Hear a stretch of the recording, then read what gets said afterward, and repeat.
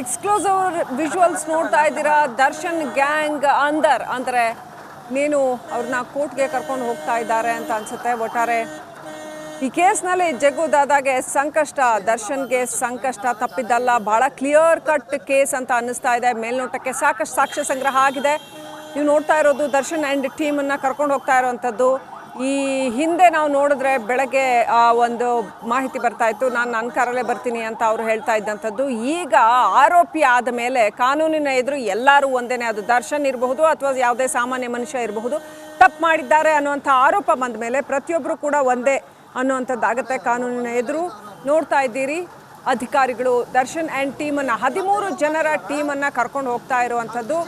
So ಈಗ ಅವ್ರು ಎಷ್ಟೇ ಸಿನಿಮಾಗಳು ಮಾಡಿರ್ಬೋದು, ಎಷ್ಟೇ ದೊಡ್ಡ ಹೆಸರನ್ನು ಮಾಡಿರ್ಬೋದು, ಆದರೆ ತಪ್ಪು ಮಾಡಿದ್ದಾರೆ ಅನ್ನೋಂಥ ಆರೋಪ ಬಂದ ಮೇಲೆ ಅವರು ಕಾನೂನಿನ ಎದುರು ನಿಲ್ಲಲೇಬೇಕಾಗತ್ತೆ. ಅಲ್ಲಿ ಅದಕ್ಕೆ ಬೇಕಾಗಿರ್ತಕ್ಕಂಥ ಸ್ಪಷ್ಟನೆ ಕೊಡಲೇಬೇಕಾಗತ್ತೆ. ಕಾನೂನಿನ ಪ್ರೊಸೀಜರ್ ಏನಿದೆ ಅದರ ಥ್ರೂ ಹೋಗಲೇಬೇಕಾಗತ್ತೆ. ಸೊ ಅಂಥ ಒಂದು ಚಾಲೆಂಜಿಂಗ್ ಸ್ಟಾರ್ಗೆ ಬಂದಿದೆ. ಇದು ನಿಜವಾದ ಚಾಲೆಂಜ್ ಅಂತ ಹೇಳಬೇಕು. ಕೇವಲ ಚಾಲೆಂಜ್ ಅಷ್ಟೇ ಅಲ್ಲ, ಒಂದು ವೇಳೆ ಇದು ಸತ್ಯ ಅಂತ ಪ್ರೂವ್ ಆದರೆ ಕಾನೂನಿನ ಕುಣಿಕೆಗೆ ತಲೆ ಒಡ್ಡಬೇಕಾಗತ್ತೆ. ಅಷ್ಟು ಬಿಗಿಯಾದಂಥ, ಅಷ್ಟು ಗಂಭೀರವಾದಂಥ ಒಂದು ಪ್ರಕರಣ. ಯಾರನ್ನ ಸಿನಿಮಾ ರಂಗದವ್ರನ್ನ ಅಭಿಮಾನಿಗಳು ಇವರೆಲ್ಲ ನಮಗೆ ಸ್ಫೂರ್ತಿ ಅಂತ ಹೇಳ್ತಾರೋ ಅಂಥವರೆಲ್ಲ ಇಂಥ ಪ್ರಕರಣಗಳಲ್ಲಿ ಸಿಕ್ಕಾಕೊಂಡು ಬಿಟ್ರೆ ಇವರನ್ನೆಲ್ಲ ದೊಡ್ಡ ದೊಡ್ಡ ಸ್ಟಾರ್ಗಳು ಅಂತ ಹೇಗೆ ಹೇಳೋದು ಅನ್ನೋ ಪ್ರಶ್ನೆ ಬರುತ್ತೆ.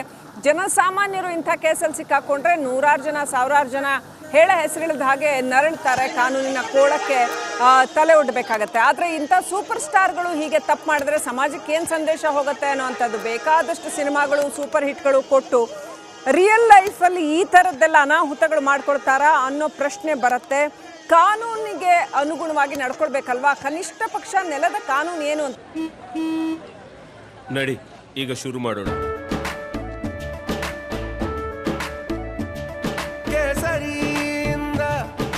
ಮನೋಲ್ಲಾಸ ಮನಸ್ಸು ಮತ್ತೇರಿ ಕುಣಿದಾಡಿದೆ ನೋಡು, ಮನಸ್ಸು ಮತ್ತೇರಿ ಕುಣಿದಾಡಿದೆ ನೋಡು. ಕ್ಷಣ ಕ್ಷಣವೂ ಆಚರಿಸಿ ಕೇಸರಿ ಹಬ್ಬ. ವಿಮಲ್ ಬಾಯಲ್ಲಿ ಹೇಳಿ ಕೇಸರಿ. ಏನೋ ಅಶ್ಲೀಲ ಮೆಸೇಜ್ ಮಾಡಿದ್ರು ಅಂತಂದ್ರೆ ಪೊಲೀಸ್ ಕಂಪ್ಲೇಂಟ್ ಕೊಡ್ಬೋದಾಗಿತ್ತು. ಹೋಗಿ ಈ ರೀತಿ ಅಶ್ಲೀಲವಾಗಿ ಮೆಸೇಜ್ ಮಾಡ್ತಾ ಇದ್ದಾರೆ ಅಂತ ಪೊಲೀಸ್ನವ್ರು ನೆಸೆಸರಿ ಸ್ಟೆಪ್ಸ್ ತಗೋತಾ ಇದ್ರು. ಹೀಗ್ಯಾಕೆ ಇಂಥ ಒಂದು ದುರಂತನ ಅಥವಾ ಇಷ್ಟು ದುರಹಂಕಾರನ, ಇಂಥ ಎಲ್ಲ ಪ್ರಶ್ನೆಗಳು ಬರ್ತವೆ. ಈಗ ಬರ್ತಾ ಇರೋಂಥ ಡೀಟೇಲ್ಸ್ ನೋಡಿದ್ರೆ ಆ ಒಂದು ಮೃತಪಟ್ಟಿರ್ತಕ್ಕಂಥ ವ್ಯಕ್ತಿಯನ್ನು ಯಾವ ರೀತಿನಲ್ಲಿ ಹಿಂಸೆ ಮಾಡಲಾಗಿದೆ ಅನ್ನೋವಂಥ ಡೀಟೇಲ್ಸನ್ನು ನೋಡಿದ್ರೆ ಇಂಥ ಒಂದು ರಕ್ಕಸ ಮನಸ್ಸಿನ ಮನುಷ್ಯರ ಇವರೆಲ್ಲ ಅನ್ನೋವಂಥ ಪ್ರಶ್ನೆ ಬರುತ್ತೆ. ಒಟ್ಟಿನಲ್ಲಿ ಕೊಲೆ ಕೇಸ್ನಲ್ಲಿ ಈಗ 24ನೇ ACMM ಕೋರ್ಟ್ಗೆ ಕರೆದೊಯ್ಯಲಾಗ್ತಾ ಇದೆ. ದರ್ಶನ್ ಅವರು ಅರೆಸ್ಟ್ ಆಗಿದ್ದಾರೆ. ಜೀವನದಲ್ಲಿ 2ನೇ ಬಾರಿಗೆ ಅರೆಸ್ಟ್ ಆಗಿರ್ತಕ್ಕಂಥದ್ದು. ಈ ಹಿಂದೆ 2011ರಲ್ಲಿ ಸೆಪ್ಟೆಂಬರ್ ಅಂತ ಅನ್ಕೋತೀನಿ, ಆ ಟೈಮಲ್ಲಿ ಅರೆಸ್ಟ್ ಆಗಿದ್ರು. ಈಗ ನೀವು ನೋಡ್ತಾ ಇದ್ರೆ ಅವ್ರನ್ನ ಕೋರ್ಟ್ಗೆ ಕರ್ಕೊಂಡು ಹೋಗ್ತಾ ಇರ್ತಕ್ಕಂಥ ಚೇಸಿಂಗ್ ದೃಶ್ಯಗಳು.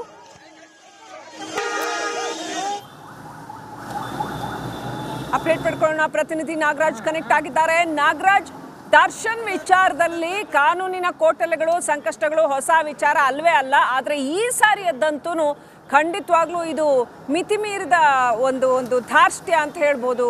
ನಾಗರಾಜ್, ಏನ್ ನಡೆಯುತ್ತೆ ಮುಂದೆ? ಕಾನೂನಿನ ಪ್ರೊಸೀಜರ್ಸ್ ಹೇಗಿರುತ್ತೆ? ಪ್ಲೀಸ್ ಒಂದು ಡೀಟೇಲ್ ರಿಪೋರ್ಟ್ ಕೊಡಿ ನಾಗರಾಜ್.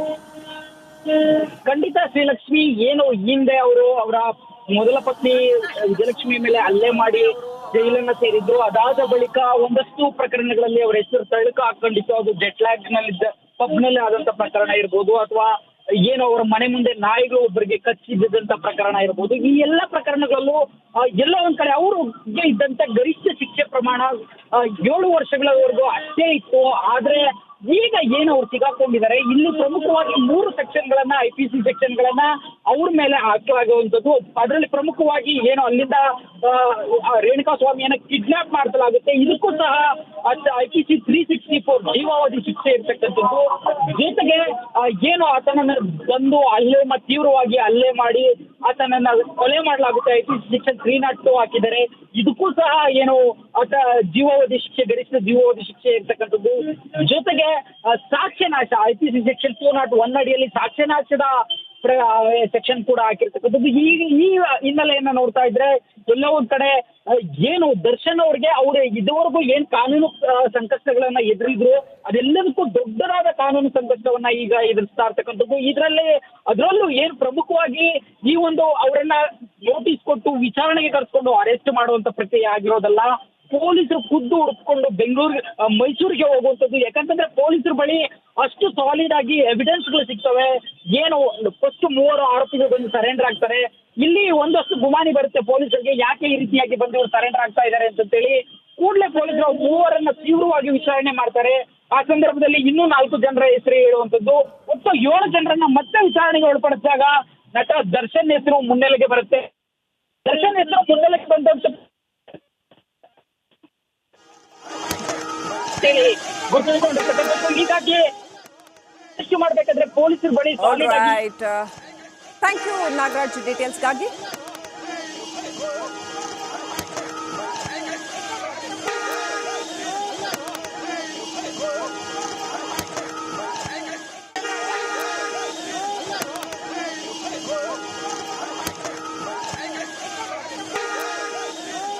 ದೃಶ್ಯ ಕೂಡ ನೀವು ಗಮನಿಸ್ತಾ ಇದ್ದೀರಿ. ಬೌರಿಂಗ್ ಆಸ್ಪತ್ರೆಯ ದೃಶ್ಯಾವಳಿಗಳನ್ನ ಒಂದ್ ಕಡೆ ಗಮನಿಸ್ತಾ ಇದ್ದೀರಿ, ಮತ್ತೊಂದು ಕಡೆ ನ್ಯಾಯಾಲಯದ ಕಡೆಗೆ ದರ್ಶನ್ ಸೇರಿದಂತೆ ಪವಿತ್ರ ಗೌಡ ಸೇರಿದಂತೆ 13 ಜನ ಆರೋಪಿಗಳನ್ನು ಕೂಡ ಕರೆದುಕೊಂಡು ಹೋಗ್ತಿರುವಂತಹ ದೃಶ್ಯಾವಳಿಗಳನ್ನು ಕೂಡ ನೀವು ಗಮನಿಸಿದ್ರಿ. ಎಲ್ರಿಗೂ ಕೂಡ ಇರುವಂಥದ್ದು ಈಗ ಪ್ರತಿನಿಧಿ ನಾಗರಾಜ್ ಹೇಳ್ತಾ ಇದ್ರು, ಎಲ್ಲ ಕಾನೂನು ಹೋರಾಟಕ್ಕಿಂತಲೂ ಈ ಕಾನೂನು ಹೋರಾಟ ಒಂದು ರೀತಿಯಲ್ಲಿ ದರ್ಶನ್ಗೆ ದೊಡ್ಡ ಮಟ್ಟದ ಹೋರಾಟ ಅಂತಾನೆ ಹೇಳ್ಬೋದು. ಯಾಕೆ ಅಂದರೆ ಇಲ್ಲಿ ಈ ಪ್ರಕರಣ ಕೊಲೆ ಪ್ರಕರಣ, ಮತ್ತೊಂದು ಕಡೆ ಆರೋಪವೂ ಇದೆ, ಅವರ ಹೇಳಿಕೆ ಅವರ ಸೂಚನೆ ಬೆನ್ನಲ್ಲೇ ನಾವು ಈ ರೀತಿ ಮಾಡಿದ್ವಿ ಅನ್ನುವಂಥ ಆರೋಪವೂ ಕೂಡ ಇದೆ. ಇಲ್ಲಿವರೆಗೂ ಏನು ಫೇಸ್ ಮಾಡಿದ್ದಾರೆ ಅವೆಲ್ಲದಕ್ಕಿಂತ ದೊಡ್ಡ ಪ್ರಕರಣ ಇದು. ದರ್ಶನ್ ಯಾವ ರೀತಿ ಈ ಪ್ರಕರಣವನ್ನು ಭೇದಿಸುತ್ತಾರೆ ಅನ್ನುವಂಥ ಒಂದು ಪ್ರಶ್ನೆ ಆದರೆ, ಮತ್ತೊಂದು ಕಡೆ ಸಾಕ್ಷ್ಯನಾಶವೂ ಕೂಡ ಇಲ್ಲಿ ಕಂಡು ಬರ್ತಾ ಇದೆ ಅನ್ನುವಂಥದ್ದು ಗೊತ್ತಾಗ್ತಾ ಇದೆ. ಒಂದು ವೇಳೆ ಸಾಕ್ಷ್ಯನಾಶವೇ ಮಾಡಿದ್ದೇ ಆದಲ್ಲಿ ಇನ್ನೂ ಕೂಡ ಕ್ಲಿಷ್ಟಕರವಾಗುತ್ತೆ ಈ ಒಂದು ಪ್ರಕರಣ. ಸೊ ಹಾಗಾಗಿ ಒಂದು ಕಡೆ CC ಕ್ಯಾಮ್ರಾ ದೃಶ್ಯಾವಳಿಗಳನ್ನು ನೀವು ನೋಡಿದ್ರಿ. ದರ್ಶನ್ ಬರುವಂಥ ಒಂದು ಸ್ಕಾರ್ಪಿಯೋ ಕಾರು, ಅದರಗಡೆ ಹಿಂದ್ಗಡೆ ಬರುವಂಥ ಒಂದು ಕೆಂಪು ಕಾರು, ಆ ದೃಶ್ಯಾವಳಿಗಳನ್ನು ಕೂಡ ನೀವು ನೋಡಿದ್ರಿ. ಅದೇ ರೀತಿಯಾಗಿ ಈಗ ನ್ಯಾಯಾಲಯದತ್ತ ಅವರನ್ನು ಕರೆದುಕೊಂಡು ಹೋಗ್ತಾ ಇದ್ದಾರೆ. ಮತ್ತೊಂದು ಕಡೆ ಬೌರಿಂಗ್ ಆಸ್ಪತ್ರೆ ಬಳಿ ಲೈವ್ ದೃಶ್ಯಾವಳಿಗಳನ್ನು ನೀವು ಗಮನಿಸ್ತಾ ಇದ್ದೀರಿ.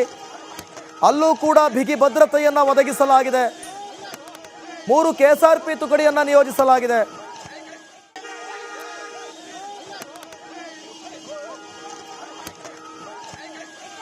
ಬೌರಿಂಗ್ ಆಸ್ಪತ್ರೆಗೆ ಆರೋಪಿಗಳನ್ನ ಕರ್ಕೊಂಡು ಹೋಗ್ಲಾಗ್ತಾ ಇದೆ. ಈಗ ಅಲ್ಲಿ ಅವ್ರಿಗೆ ಮೆಡಿಕಲ್ ಟೆಸ್ಟ್ ಮಾಡಲಾಗತ್ತೆ ಅಂತ ಹೇಳಲಾಗ್ತಾ ಇದೆ. 16 ಮಂದಿಗೆ ಮೆಡಿಕಲ್ ಟೆಸ್ಟ್. ಆರೋಪಿಗಳ ಸಂಖ್ಯೆ ಜಾಸ್ತಿ ಆಗ್ತಾನೆ ಹೋಗ್ತಾ ಇದೆ. ನೋಡಿ, ಇದರ ಮ್ಯಾಗ್ನಿಟ್ಯೂಡ್ ಎಷ್ಟು ದೊಡ್ಡದಾಗಿದೆ, ಇದರ ಹಾರವು ಎಷ್ಟು ದೊಡ್ಡದಾಗಿದೆ ಈ ಕೇಸ್ನದ್ದು ಅಂತ.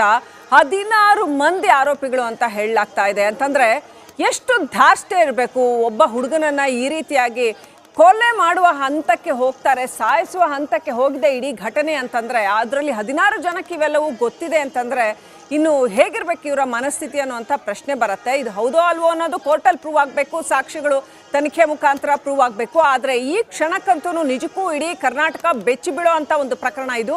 ಇಂಥ ಪ್ರಖ್ಯಾತ ನಟ ಮತ್ತು ಆತನ ಸುತ್ತ ಇರತಕ್ಕಂಥ ಮಂದಿ ಇಂಥ ಕೃತ್ಯ ಮಾಡ್ತಾರಾ ಅನ್ನೋಂಥ ಪ್ರಶ್ನೆ ಹೇಳ್ತಾ ಇದೆ. ಎನಿವೆ, ಕಾನೂನಿನ ಮುಂದೆ ಯಾರು ದೊಡ್ಡೋರಲ್ಲ ಅನ್ನೋದು ಮೊನ್ನೆ ಪ್ರಜ್ವಲ್ ಕೇಸ್ನಲ್ಲಿ ನೋಡಿದ ಹಾಗೇನೆ ಇದು ಮತ್ತೊಂದು ಪ್ರಕರಣ. ಯಾರೂ ದೊಡ್ಡವರಲ್ಲ ಕಾನೂನಿನ ಮುಂದೆ. ಅದು ನಟ ಇರ್ಬೋದು, ರಾಜಕಾರಣಿ ಇರ್ಬೋದು, ಮತ್ತೊಬ್ಬ ಇನ್ಫ್ಲೂಯೆನ್ಷಿಯಲ್ ವ್ಯಕ್ತಿ ಇರ್ಬೋದು, ಯಾರೇ ಇದ್ರೂ ಕೂಡ ಕಾನೂನನ್ನು ಪಾಲಿಸಲೇಬೇಕಾಗತ್ತೆ. ಪಾಲಿಸಿಲ್ಲ ಅಂತಂದ್ರೆ ಕಾನೂನು ತನ್ನ ಕೆಲಸ ಮಾಡುತ್ತೆ ಅನ್ನೋದಕ್ಕೆ ಅತ್ಯಂತ ಸ್ಪಷ್ಟವಾದ ಉದಾಹರಣೆ ಕೋರ್ಟ್ನತ್ತ ಈಗ ಆರೋಪಿಗಳನ್ನ ಕರ್ಕೊಂಡು ಹೋಗಲಾಗ್ತಾ ಇದೆ. ಸಾಮಾನ್ಯ ವಾಹನದಲ್ಲಿ ಕೋರ್ಟ್ನತ್ತ ಎಲ್ಲ ಜನಸಾಮಾನ್ಯರ ಹಾಗೇನೆ ಆರೋಪಿಗಳನ್ನ ಕರ್ಕೊಂಡು ಹೋಗ್ಲಾಗ್ತಾ ಇದೆ. ಟ್ರಾಫಿಕ್ ಅಲ್ಲಿ ನೋಡಿ ಇವ್ರು ಬಂದರೆ ಏನು ದೊಡ್ಡ ದೊಡ್ಡ ಹೈಫೈ ಕಾರ್ಗಳಲ್ಲಿ ಇವರ ಲೈಫ್ ಸ್ಟೈಲೇ ಬೇರೆ ಇರುತ್ತೆ. ಆದರೆ ಇವತ್ತು ಒಬ್ಬ ಆರೋಪಿ ಅಂತ ಆದ ತಕ್ಷಣ ಅತ್ಯಂತ ಸಾಮಾನ್ಯ ಆರೋಪಿ, ಬೇರೆ ಯಾವುದೇ ಆರೋಪಿಯನ್ನು ಹೇಗೆ ಕರ್ಕೊಂಡು ಹೋಗ್ತಾರೋ ಹಾಗೆ ಕರ್ಕೊಂಡು ಹೋಗ್ಲಾಗ್ತಾ ಇದೆ. ನಮ್ಮ ಮಾಧ್ಯಮದ ವೆಹಿಕಲ್ಗಳು ಚೇಸ್ ಮಾಡ್ತಾ ಇದ್ದಾವೆ, ಅದರ ಹಿಂದೆನೇ ಹೋಗ್ತಾ ಇರುವಂಥ ದೃಶ್ಯಗಳನ್ನ ನೀವು ನೋಡ್ತಾ ಇದ್ದೀರಿ. ಇನ್ನು ಇದು ಕರ್ಕೊಂಡು ಹೋಗೋಕ್ಕೂ ಮುಂಚೆ ಸ್ಟೇಷನ್ನಲ್ಲೇ ಒಂದು ಪ್ರಾಥಮಿಕ ವಿಚಾರಣೆಯನ್ನ ಮಾಡಲಾಗಿದೆ. DCP ಗಿರೀಶ್ ನೇತೃತ್ವದಲ್ಲಿ ಆರೋಪಿಯನ್ನ ವಿಚಾರಣೆ ಮಾಡಲಾಗಿದೆ ಅಂತ ಹೇಳಲಾಗಿದೆ. ಇರ್ಬೋದು ನೀವು ಪ್ರಖ್ಯಾತ ನಟ, ಹೌದು, ಆದರೆ ಈ ಕೇಸ್ನಲ್ಲಿ ನೀವು ಆರೋಪಿ, ನಿಮ್ಮ ವಿರುದ್ಧ ಎಲ್ಲ ಸಾಕ್ಷ್ಯಾಧಾರಗಳು ಇದಾವಲ್ಲ, ಏನು ಹೇಳ್ತೀರಿ ಅಂತ ಪೊಲೀಸರು ಕೇಳಿದ್ದಾರೆ ಅನ್ನೋಂಥ ಮಾಹಿತಿ ಲಭ್ಯ ಆಗಿದೆ. ನೀವು ಶೆಡ್ಗೆ ಹೋಗಿದ್ದು, ಅಲ್ಲಿಂದ ಬಂದಿದ್ದು, CCTV ಫುಟೇಜ್ಗಳು ಇದೆಲ್ಲವೂ ಕೂಡ ಇದೆ. ಇಡೀ ಘಟನೆಯ ಮಾಹಿತಿ ಕೊಡಿ ಅಂತ ಮತ್ತೊಂದ್ಸಾರಿ ದರ್ಶನ್ ಅವ್ರ ಹತ್ರ ಕೇಳ್ಕೊಂಡಿದ್ದಾರೆ, ಮಾಹಿತಿಯನ್ನ ತೆಗೆದಿದ್ದಾರೆ ಅನ್ನುವಂಥ ಮಾಹಿತಿ ಇದೆ. ಸೊ ಯಾವುದೇ ಮುಚ್ಚುಮರೆ ಮಾಡೋ ಪ್ರಯತ್ನ ಮಾಡಬೇಡಿ ಅಂತ ಬಹಳ ಬ್ರಿಲಿಯಂಟ್ ಆಗಿ ಪೊಲೀಸರು ಈ ಒಂದು ಪ್ರಕರಣದಲ್ಲಿ ತಕ್ಷಣ ಕ್ರಮ ಕೈಗೊಂಡಿದ್ದಾರೆ. ಲಭ್ಯ ಇರ್ತಕ್ಕಂಥ ಎಲ್ಲ ಸಾಕ್ಷ್ಯಗಳನ್ನ ಬಹಳ ಕ್ವಿಕ್ ಆಗಿ ವೀಕ್ಷಕರೇ ಪೊಲೀಸರು ಕಲೆಕ್ಟ್ ಮಾಡಿದ್ದಾರೆ. ಅದನ್ನ ಆರೋಪಿಯ ಮುಂದಿಟ್ಟು ಪ್ರಶ್ನೆಗಳನ್ನ ಕೇಳ್ತಾ ಹೋಗಿದ್ದಾರೆ. ಬೆಳಗಿನಿಂದನೂ ಎಷ್ಟು ಕ್ವಿಕ್ ಆಗಿ, though it is a high profile case, ಎಷ್ಟು ಕ್ವಿಕ್ ಆಗಿ ಬೆಳಗ್ಗೆಯಿಂದನೂ ಕೂಡ ಕ್ರಮ ಕೈಗೊಳ್ತಾ ಬಂದಿದ್ದಾರೆ ಅನ್ನೋದನ್ನ ಕ್ಷಣ ಕ್ಷಣ ರಿಪಬ್ಲಿಕ್ ಕನ್ನಡ ನಿಮ್ಮ ಮುಂದೆ ಇಡ್ತಾನೆ ಬಂದಿದೆ. ಎಷ್ಟು ಕ್ವಿಕ್ ಆಗಿ, ತ್ವರಿತವಾಗಿ ಈ ಕೇಸ್ನಲ್ಲಿ ಬೆಳವಣಿಗೆಗಳು ನಡೀತಾ ಇದ್ದಾವೆ ಮತ್ತು ತನಿಖೆ ಮಿಂಚಿನ ವೇಗದಲ್ಲಿ ನಡೀತಾ ಇದೆ ಅನ್ನೋದನ್ನ ನೋಡ್ತಾ ಇದ್ದೀರಿ. ಇದೀಗ ಕೋರ್ಟ್ನತ್ತ ಆರೋಪಿಗಳನ್ನ, ಈಗ ಸಾಯಂಕಾಲದ ಒಳಗೆ ಆರೋಪಿಗಳನ್ನ ಕೋರ್ಟ್ಗೆ ಹಾಜರುಪಡಿಸಲೇಬೇಕು, ಯಾಕಂದ್ರೆ ಅವ್ರನ್ನ ಕಸ್ಟಡಿಗೆ ತಗೋಬೇಕಾಗತ್ತೆ. ಹಾಗಾಗಿ ಅವರನ್ನ ಕೋರ್ಟ್ನತ್ತ ಕರ್ಕೊಂಡು ಹೋಗ್ತಾ ಇದ್ದಾರೆ. 16 ಜನರ ತಂಡ, 16 ಜನರಿಗೆ ಮೆಡಿಕಲ್ ಟೆಸ್ಟ್ ಮಾಡಲಾಗಿದೆ. ಪವಿತ್ರ ಗೌಡ ಸೇರಿ 12 ಮಂದಿ ವೈದ್ಯರು ಪರೀಕ್ಷೆಯನ್ನ ಮಾಡಿದ್ದಾರೆ ಅನ್ನುವಂಥದ್ದು. ಅಂದ್ರೆ 16 ಜನಕ್ಕೆ ಇದರ ಕ್ಲೂ ಇತ್ತು, ಏನಾಗ್ತಾ ಇದೆ ಅನ್ನೋದ್ರ ಕ್ಲೂ ಇತ್ತು ಅಂದ್ರೆ ನಿಜಕ್ಕೂ ಆಶ್ಚರ್ಯ ಆಗತ್ತೆ. ಯಾವ ಪ್ರಪಂಚದಲ್ಲಿ ಇರ್ತಾರೆ ಇವ್ರುಗಳೆಲ್ಲ ಅಂತ ಸ್ಟಾರ್ಗಿರಿ ತಲೆಗೇರ್ಬಿಟ್ಟಿರುತ್ತಾ ಅಥವಾ ಸಹಜ ಮನುಷ್ಯರ ಹಾಗೆ ಇರೋದಿಲ್ವಾ ಇವರು ಅನ್ನೋಂಥ ಪ್ರಶ್ನೆ ಬರುತ್ತೆ. ಒಂದು ವೇಳೆ ಈ ಪ್ರಕರಣ ನಿಜವಾದ್ರೆ, ಗೊತ್ತಿಲ್ಲ ನನಗೆ, court has to say it ಏನು ಅಂತ ಮುಂದೆ. ಆದರೆ ಆ ಒಂದು ಮೃತಪಟ್ಟಿರ್ತಕ್ಕಂಥ ಯುವಕನ ದೇಹವನ್ನು ನೋಡಿದ್ರೆ, ಆ ಪರಿಸ್ಥಿತಿಯನ್ನು ನೋಡಿದ್ರೆ, ಶವದ ಸ್ಥಿತಿಯನ್ನು ನೋಡಿದ್ರೆ, ಇನ್ನು ಪೋಸ್ಟ್ ಮಾರ್ಟಮ್ ರಿಪೋರ್ಟ್ಸ್ ಇದೆಲ್ಲವನ್ನು ಗಮನಿಸಿದಾಗ ಇಂಥ ಒಂದು ಪ್ರಕರಣ ನಡೀಬಹುದೇ ಅಂತ ಅನ್ಸುತ್ತೆ. ಸಾಕಷ್ಟು ಹಲ್ಲೆ ಆಗಿದೆ ಆ ದೇಹದ ಮೇಲೆ, ಸಾಕಷ್ಟು ಚಿತ್ರಹಿಂಸೆ ಕೊಡಲಾಗಿದೆ ಅನ್ನೋದು ಬಹಳ ಮೇಲ್ನೋಟಕ್ಕೆ ಸ್ಪಷ್ಟ ಆಗುವಂಥ ಒಂದು ಸನ್ನಿವೇಶ ಇದೆ. ಇಂಥ ಸನ್ನಿವೇಶದಲ್ಲಿ ಇವರೆಲ್ಲ 100 ಸಿನಿಮಾಗಳನ್ನ ಮಾಡಿರ್ತಾರೆ, ಅದರಲ್ಲಿ ಹೀರೋ ಆಗಿ ಆಕ್ಟ್ ಮಾಡಿರ್ತಾರೆ, ಇಡೀ ಸಮಾಜ ಇವರನ್ನ ನೋಡ್ತಾ ಇರುತ್ತೆ. ಎಷ್ಟು ಜವಾಬ್ದಾರಿಯಿಂದ ನಡ್ಕೊಳ್ಬೇಕಾಗತ್ತೆ, ಅದೆಲ್ಲವನ್ನು ಮರೆತು ಇಡೀ ತಂಡ ಹೀಗೆ ಮಾಡಿದ್ರ ಅನ್ನೋ ಪ್ರಶ್ನೆ ಮಾತ್ರ ಏಳ್ತಾ ಇದೆ ಸದ್ಯಕ್ಕೆ.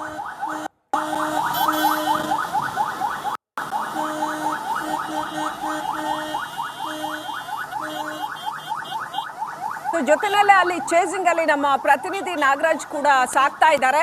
ನಾಗರಾಜ್, ನೀವು ಮಾತನಾಡ್ತಾ ಇದ್ರಿ ದರ್ಶನ್ ಅಂದ್ರೆ ಈ ತರದ ವಿವಾದಗಳು, ಪ್ರಕರಣಗಳು ಅಂತ ಒಂದು ಹಂತದಲ್ಲಿ ನಾಗರಾಜ್ ನಿಮಗೂ ಗೊತ್ತಿದೆ, ಮಾಧ್ಯಮ ದರ್ಶನ್ ಅವರ ಕುರಿತಾದ ಸುದ್ದಿಗಳನ್ನ ಹಾಕೋದನ್ನೇ ನಿಲ್ಸ್ಬಿಟ್ಟಿದ್ವಿ.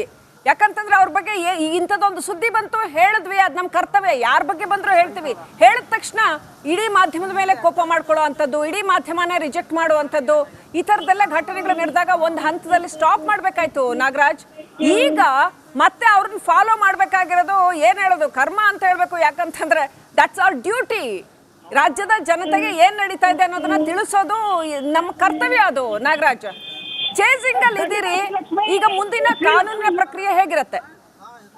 ಶ್ರೀಲಕ್ಷ್ಮಿ, ಈಗಷ್ಟೇ ಒಂದು ಮಾಹಿತಿ ಲಭ್ಯ ಆಗ್ತಾ ಇರ್ತಕ್ಕಂಥದ್ದು, ಅವರನ್ನು ನೇರವಾಗಿ ಬೋರಿಂಗ್ ಆಸ್ಪತ್ರೆಗೆ ಕರೆದುಕೊಂಡು ಹೋಗ್ತಾ ಇರ್ತಕ್ಕಂಥದ್ದು, ವೈದ್ಯಕೀಯ ಪರೀಕ್ಷೆಗೆ ಕರೆದುಕೊಂಡು ಹೋಗಿ ಅಲ್ಲಿಂದ ನಂತರ ಒಂದು ನ್ಯಾಯಾಧೀಶರ ಎದುರು ಹಾಜರುಪಡಿಸುವಂಥದ್ದು. ಈಗಷ್ಟೇ KR ಸರ್ಕಲ್ ನಿಂದ ಏನು ವಿಧಾನಸೌಧ ಮುಂಭಾಗವಾಗಿ, KR ಸರ್ಕಲ್ ನಿಂದ ವಿಧಾನಸೌಧ ಮುಂಭಾಗವಾಗಿ ಬೋರಿಂಗ್ ಆಸ್ಪತ್ರೆಯತ್ತ ನಟ ದರ್ಶನ್ರನ್ನ ಕರೆದೊಯ್ತಾ ಇರ್ತಕ್ಕಂಥದ್ದು ಪೊಲೀಸರು.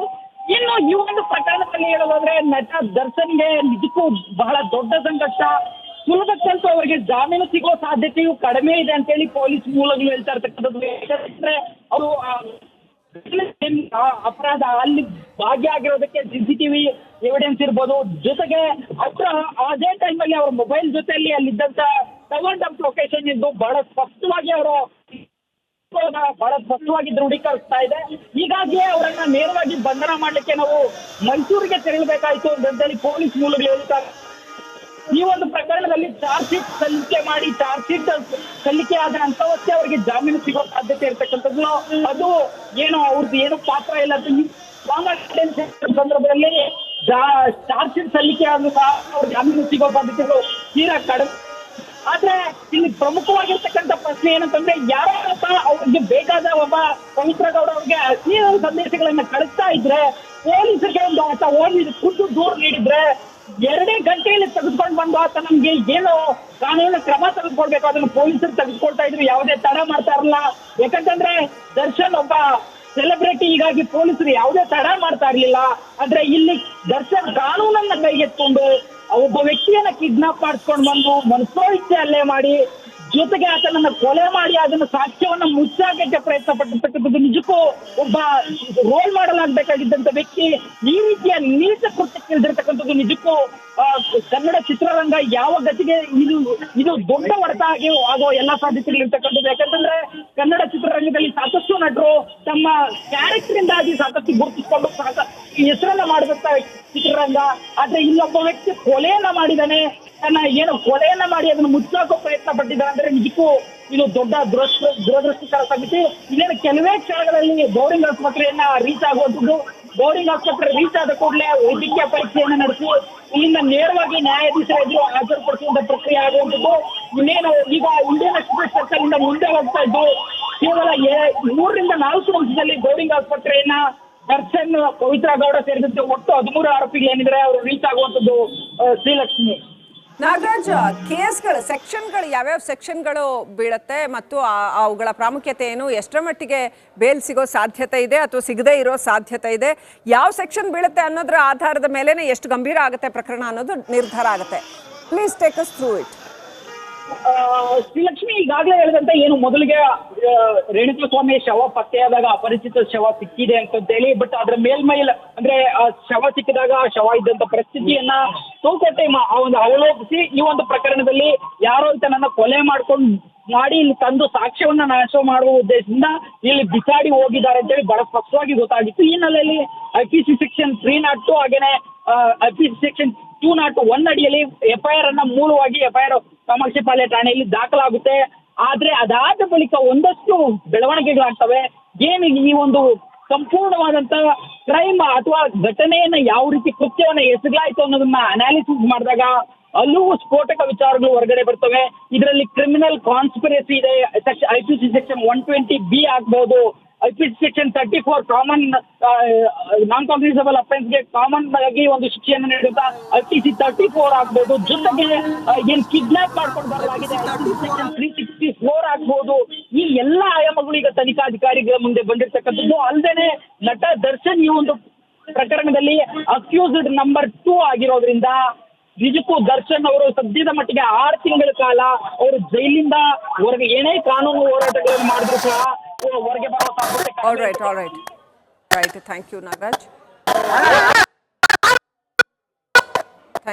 ಡೀಟೇಲ್ಸ್ಗಾಗಿ.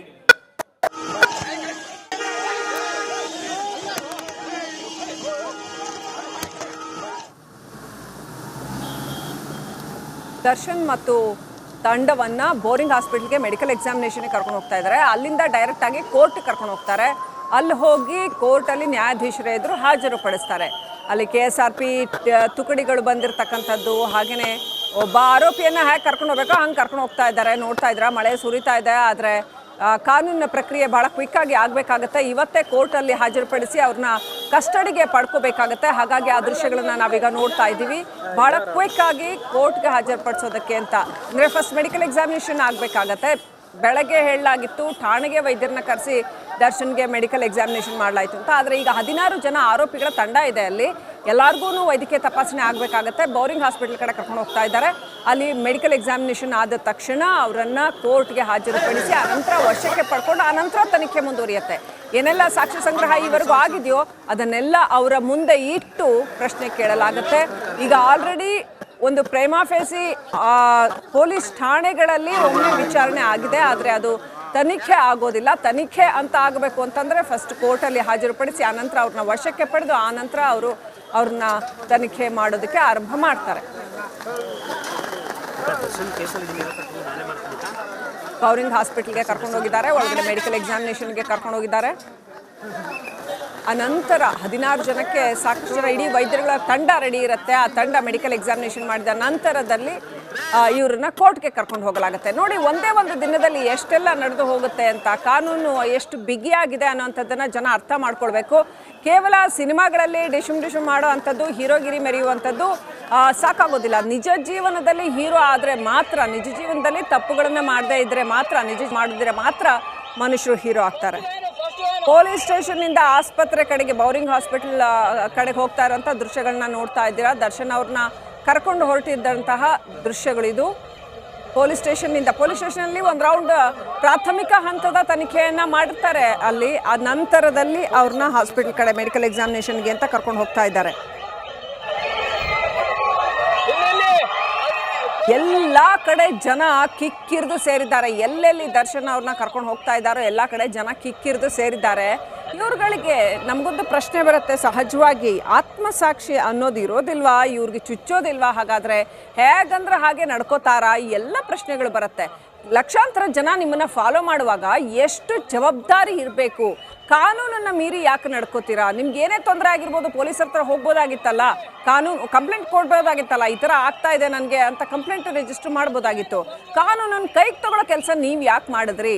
ನೀವು ನಿಮ್ಮ ಅಭಿಮಾನಿಗಳಿಗೆ ನಿಜಕ್ಕೂ ಬಾಸ್ ಇರ್ಬೋದು, ಅವ್ರು ನಿಮ್ಮನ್ನು ಪ್ರೀತಿಸ್ಬೋದು, ಆದರೆ ಕಾನೂನಿನ ಅಡಿಯಲ್ಲಿ ನೀವು ಕಾನೂನಿಗೆ ಬಾಸ್ ಆಗೋಕ್ಕಾಗಲ್ಲ. ಕಾನೂನೇ ಬಾಸ್. ಭಾರತದಲ್ಲಿ ಸಂವಿಧಾನನೇ ದೊಡ್ಡ ಬಾಸ್. ಅದಕ್ಕೆ ಎಲ್ಲರೂ ಕೂಡ ಒಪ್ಕೊಳ್ಳೇಬೇಕಾಗತ್ತೆ, ತಲೆಬಾಗಲೇಬೇಕಾಗತ್ತೆ.